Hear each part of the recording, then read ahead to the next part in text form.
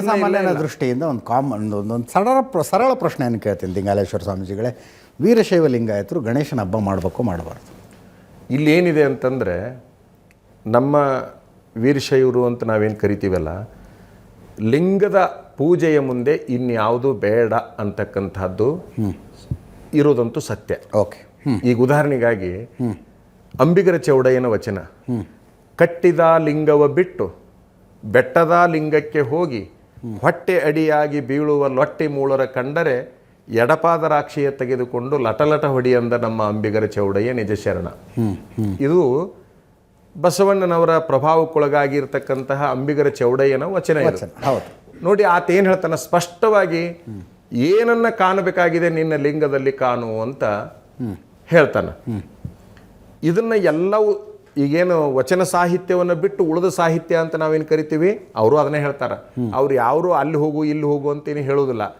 ಆದ್ರೆ ಏನಾಯ್ತು, ಹಿಂದೂ ಧರ್ಮದ ಒಂದು ಪ್ರಭಾವ ಎಲ್ಲ ಧರ್ಮಗಳ ಮೇಲೆ ಆಗಿರೋದ್ರಿಂದ ನನಗೆ ಗೊತ್ತದ, ಎಷ್ಟೋ ಬೇರೆ ಬೇರೆ ಧರ್ಮದವರು ಕೂಡ ಗಣೇಶನ ಹಬ್ಬ ಆಚರಣೆ ಮಾಡ್ತಾರೆ.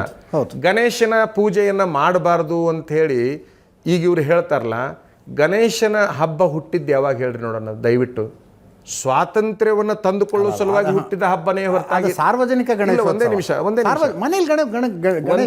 ಇಲ್ಲಿ ನೋಡ್ರಿ, ಗಣಪತಿ ವರ್ಷಕ್ಕೆ ಸಂಖ್ಯೆ ಹೆಚ್ಚಾಗಕೈತಾವು. ಹೌದು.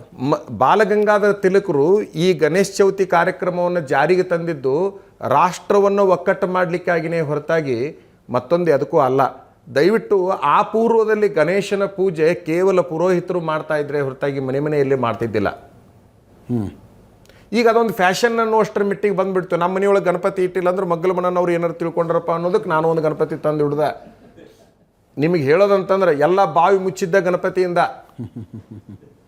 ಎಲ್ಲ ಹೊಳೆ ಹಳ್ಳಗಳು ಕಲುಷಿತ ಆಗ್ತಾ ಇದ್ದದ್ದು, ಕೆಮಿಕಲ್ನಿಂದ ಕೂಡ್ತಾ ಇದ್ದು. ಎಲ್ಲರೂ ಎಷ್ಟು ಬರಿತೀರಿ ನೀವೆಲ್ಲ, ಎಷ್ಟು ಹೇಳ್ತೀರಿ ಅಂದರೆ ನಮ್ಮ ಜನಾಂಗ ಆ ಹಬ್ಬ ಯಾಕೆ ಹುಟ್ಟಿತೀವಿ ಅನ್ನುವಂಥದ್ದನ್ನು ಮರೆತು ಬಿಟ್ರು.